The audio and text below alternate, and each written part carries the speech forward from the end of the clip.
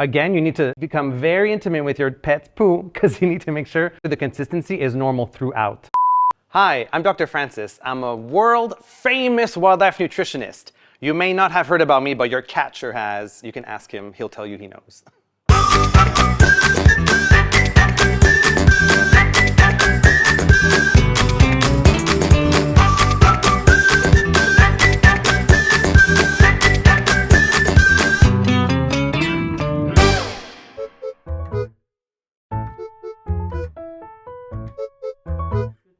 PetCubes has two main kinds of feeds. The first one being raw. As the name suggests, this feed has not been processed or cooked at all. It's just different kinds of meats and organs from different proteins. A lot of people are talking about raw either in a very good way because they love it for their pet, or maybe in a not so good way because they don't understand it, or maybe they're scared, or they've heard some possibilities of contamination or of not having all the different essential nutrients. Well, that's why PetCubes makes this easy and safe for you and your pet. All of the meat and ingredients that we use is human grade, same thing you would find at your local grocery store, something you would cook for yourself, something you would prepare for yourself. And because it's formulated by me, I can tell you that it has all of the different nutrients that your dog or cat would also need. So you don't need to worry about those two things. I will take a moment though and be very real with you and say that contamination is always a risk. It's always a risk for any kind of food, not just raw. That's the secret that a lot of different pet food companies don't want to tell you. A lot of kibble, canned foods get recalled because they have salmonella. So the risk is there for any kind of food, not just raw. So you shouldn't let that stop you from trying raw if you're curious about it for your dog or cat. Because it's true that it has the highest potential of being the best food for your dog or cat. But if you're just too stressed out by the possibility or even the thought of giving raw food, maybe that grosses you out, and that's fine. So that's why we have gently cooked. As the name suggests, this has only been cooked at 75 degrees for a limited period of time. So that is warm enough to kill any possible pathogens, but it's not hot enough to denature proteins or to destroy vitamins or to reduce the digestibility of certain minerals.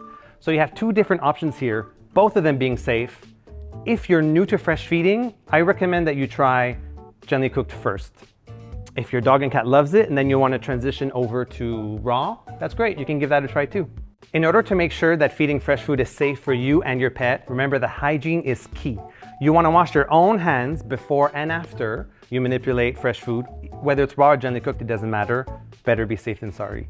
And after your pet is finished eating, you want to take your bowl, you want to wash it with warm water, and you do want to use normal dishwashing liquid. Rinse it out properly and let it air dry. It's completely safe for your pet. Don't worry about that part.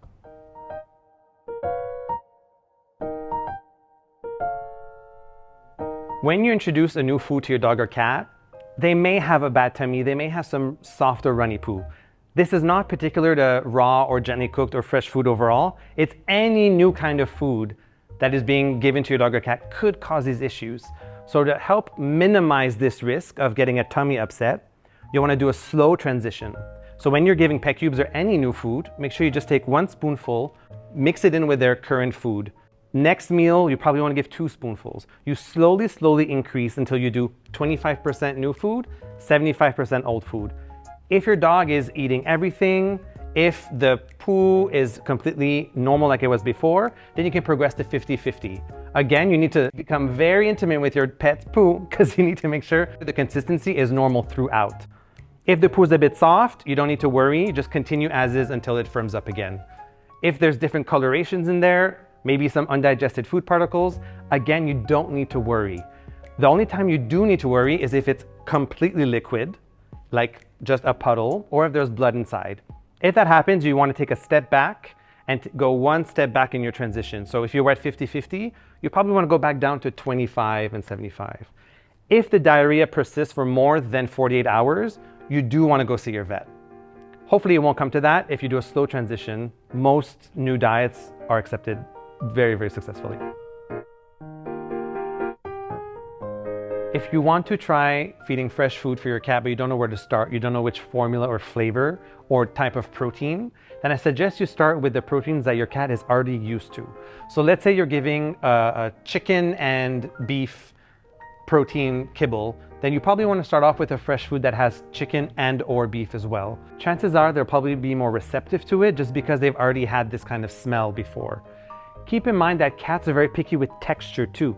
So if you're feeding a new food and they don't like it, or they're interested, they smell but they don't want to eat it, maybe you want to try adding in some bone broth or some warm water just to wet it a little bit, change the texture. Maybe that way they're going to enjoy their mouthfeel a bit more and they'll be able to eat the food and finish the whole plate even. If you have any more questions about how to feed your dog, your cat, your parrot, or your hamster, or whoever else you want to feed that is not human, please comment below. Follow us on all of our socials at PetCubes on Facebook, on Instagram, and just ask us your questions. And I'll be so thrilled to hear from you and to help you feed your pets better. Bye-bye.